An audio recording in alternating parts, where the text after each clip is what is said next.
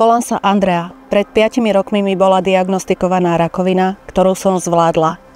No v úvode som mala veľký strach. Nevedela som, čo ma čaká.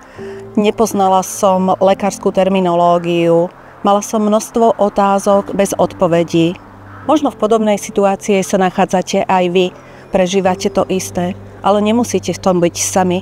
Pozývam vás do našej pacientskej poradne.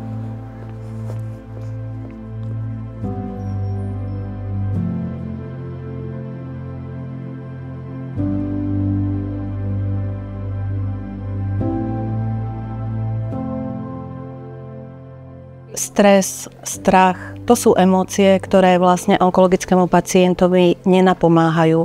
Práve naopak, škodia mu v procese liečenia, ten proces je potom oveľa dlhší.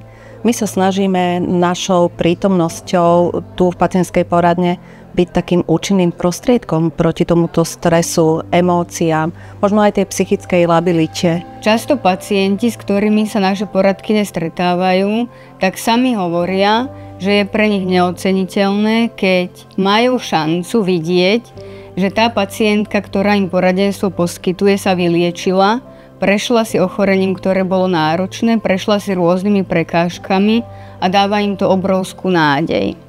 Veľmi mi pomohli pacientské poradne, lebo nevedela som sama zo začiatku, čo so sebou. A oni mi dávali rady, nabíjali ma tú energiou, všetko mi radili, čo jesť, hygiena, všetko, čo som potrebovala, všetko som od nich dostala.